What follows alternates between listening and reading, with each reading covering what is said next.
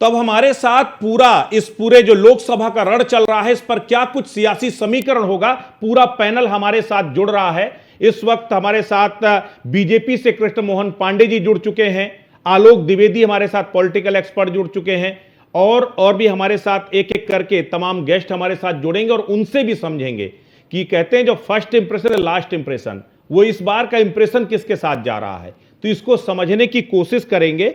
हमारे साथ पूरा पैनल जुड़ रहा है। तो तारिक खान साहब इस वक्त हमारे साथ जुड़े हुए हैं, समाजवादी पार्टी के प्रवक्ता है तारिक खान साहब। सबसे पहले राजेश, अगर शुरुआत हम लोग समाजवादी पार्टी के प्रवक्ता तारिक भाई के साथ करें तो बेहतर होगा। तारिक भाई, ये जो पश्चिम का पहले चरण का रण है, ये आपके लिए बहुत कुछ तय करने वाला है। यहाँ पहले चरण का चुनाव हमारे लिए बहुत इम्पोर्टेंट है, क्योंकि हमने पहले भी यहाँ सीटें जीती हैं और इस बार की उम्मीद है कि हम बेहतर परफॉर्मेंस करेंगे, क्योंकि भविष्यवाणी करना भारतीय जनता पार्टी का काम। हम मानते हैं कि भविष्यवाणी और ज्योतिषी सबसे बड़ी जनता है। जैसे इनके डिप्टी सीएम बता देते हैं कि वो 5 जीतेगा, वो 3 जीतेगा, वो जीतेगा, कभी मुख्यमंत्री नहीं बनेगा। तो इसलिए जो ज्योतिषी है सबसे बड़ी, वो जनता है और उसी जनता के भरोसे हम चुनाव लड़ते हैं। और अगर उसकी कसौटी पर या उससे जो बातें हम कर रहे हैं आने वाले वक्त में जो हम करेंगे, जो तमाम बातें हमने कही है, उसको बात समझ में आएगी। अच्छा तारिक भाई, कहीं ये जिसको आप ज्योतिषी कह रहे हैं, कहीं ये उनका कॉन्फिडेंस तो नहीं है? और आप सोचिए, आप खुद पश्चिम के पहले चरण के रण में आपके नेता ने पश्चिम में कितनी जनसभाएं की हैं और बीजेपी के नेताओं ने कितनी जनसभाएं की हैं, तो ये कहीं कॉन्फिडेंस और ओवर कॉन्फिडेंस की बात तो नहीं हो रही है? जनसभा करने से ही अगर चुनाव जीत दिया जाता तो मोदी जी तमिलनाडु में 2014 से चिल्ला चिल्ला कर परेशान हो रहे हैं, जीरो। जनता यानी कि जनता के पास आपको जाने की जरूरत नहीं है। अगर जनता को जरूरत हो तो आपको वोट दे, आपको चुनाव जिताए, यही कहना चाह रहे हैं आप?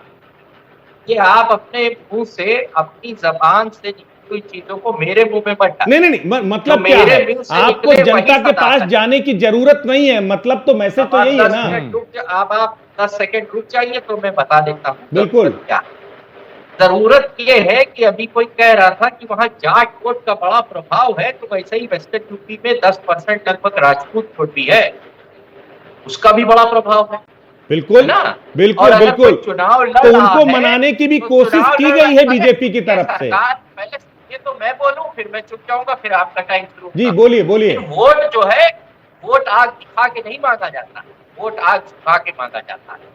और जो राजपूत है, मांग क्या कर रहे थे? क्या आपकी किडनी मांग रहे हैं क्या राजपूत? कह रहे हैं रूपाला ने गलत किया, उसका कैंडिडेचर कैंसिल कर दो। किया आपने? किया? बीजेपी ने बात मानी।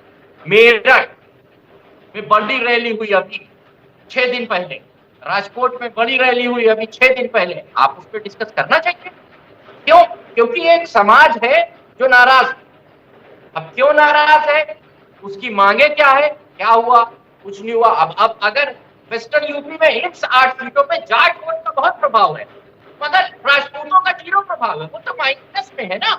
14 में जब मुजफ्फरनगर में बवाल हुआ तो उसके बाद इन्हीं राजपूतों ने मीटिंग कर लोटे में नमक लेके कहा था हम बीजेपी को वोट करेंगे और सरकार बनाई।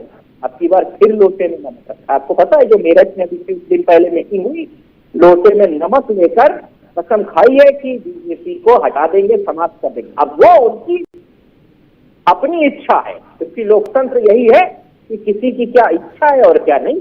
तो ये उनकी अपनी इच्छा है कि इनको समाप्त करेंगे, इनको हटाएंगे, कमल का फूल हमारी भूल।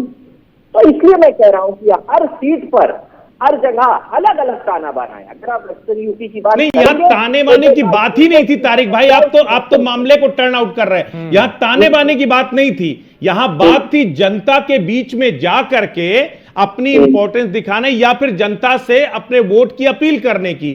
तो मेरा सवाल सिर्फ यह था, अखिलेश यादव कितनी जगह पर गए ये आपको मालूम है, बीजेपी के तमाम नेता कितनी जगह पर गए हैं वो आपको मालूम है। आपने कहा हर जगह जाना जरूरी नहीं है। सवाल यही है, तो क्या जनता के लिए इंपॉर्टेंस है कि नहीं है? सवाल यह है। अभी आंकड़ों पर भी आएंगे, नाराजगी और खुशी सब पर आएंगे। प्रधानमंत्री ने इन 8 जो लोकसभा सीटें उस पर कितनी जगह प्रचार किया है, क्या काउंट किया जाएगा कौन कहाँ गया?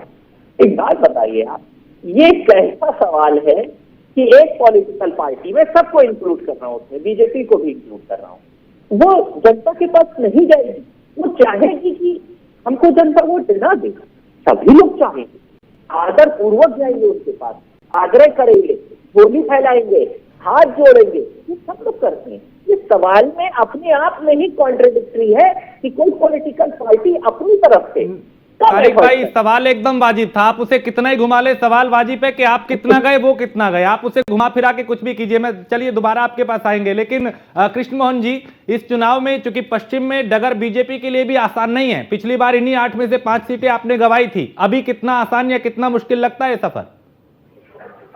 देखिए भाई, एक बात तो स्पष्ट कर दूं कि भारतीय जनता पार्टी अपने पिछले किए गए कार्यों को लेकर जनता के बीच में हम गए और विकसित भारत संकल्प यात्रा की एक यात्रा निकाले, जिससे पिछले 10 वर्षों में जो भी कार्य हमने किया है, जनहित में जो कार्य किया वो जनता के बीच में गए और जिन लोगों के कार्य नहीं हो पाए उसके भी पूर्ति के लिए हम जनता के बीच में गए और जनता ने खूब स्नेह प्यार दिया और जिसका प्रतिफल ये रहा कि विकसित भारत संकल्प यात्रा के बाद से तुरंत 3 राज्यों में हमारी एक बड़ी पूर्णवाद की सरकार बनी। अब जहां तक बात है कि पश्चिम में हमारी जगह आसान नहीं है साहब, जब सपा बचपा कहा है पिछड़ों के तथाकथित सबसे बड़े नेता अखिलेश जी समाजवादी पार्टी और दलितों के सबसे बड़ी नेता बाबूकुमारी मायावती जी एक साथ आए थे, एक आ गया था दलित पिछड़ा एक साथ आता है तो अल्पसंख्यक उनके साथ हो लेता है।